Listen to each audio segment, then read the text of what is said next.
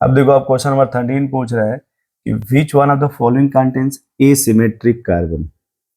Asymmetric, asymmetric वो होता है जिसमें कायरल होता है, जो कार्बन कायरल होता है, ठीक है। अब देखो, एक पॉइंट याद रखने की, अगर हमें कायरल चेक करना हो, क्या चेक करना हो भाई, कायरल कार्बन।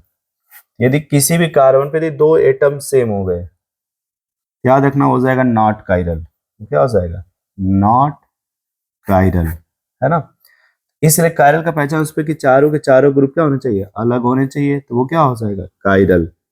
अब ना क्वेश्चन 13 देखो, ये जो डी ऑप्शन है उसमें देखो कार्बन पे ये एच लगा है, ये जैसे मैं यहाँ देखो बना रहा हूँ उसको अलग से separate, H C H3 O H H और एच और ये Br, ठीक है।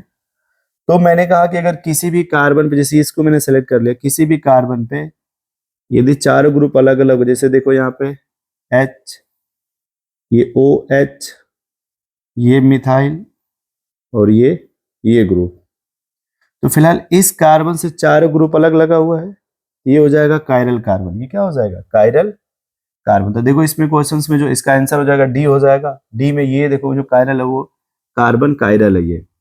और किसी भी कार्बन में ध्यान से देखो तो दो हाइड्रोजन सेम मिल रहे हैं, देखो 2H same, 2H same, 2H same, यहाँ पे 2Cl सेम है, इसमें 2H सेम है, यहाँ पे 2H सेम है। मैंने वही कहा कि अगर 2H सेम हो जाए किसी भी कार्बन पे, या दो एटम कोई भी सेम हो जाए, तो वो कभी कायरल नहीं होगा, वो कभी कायरल नहीं होगा। इसलिए अपने क्वेश्चन जो 13 का आंसर क्या हो जाएगा, डी। अब 14 देखो, 14 क्या कह रहा है, 14 कह रहा है कि एन ब्यूटेन और आइसोब्यूटेन, जो 14 है क्वेश्चन है, वो कह रहे हैं कि एन ब्यूटेन और आइसोब्यूटेन।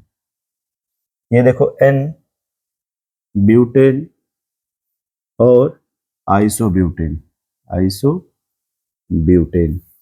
एन ब्यूटेन हो गया, आप ऐसे देख लो, this is the N butane और ये हो गया आइसोब्यूटेन। तो यहाँ पे ये एन ब्यूटेन और ये आइसो, तो यहाँ पे चेन का डिफरेंस, किसका डिफरेंस, चेन का, इसलिए इसे कौन सा आइसोमर बोला जाएगा, चेन आइसोमर, क्योंकि यहाँ डिफरेंस किसका है, चेन का। तो ये जो देखो यहाँ पे एन ब्यूटेन और आइसोब्यूटेन है, वो एग्जांपल किसका हो जाएगा, चेन आइसोमर्स का। वो एग्जांपल किसका बन जाएगा, चेन आइसोमर का। देख लो आप, एन ब्यूटेन और आइसोब्यूटेन।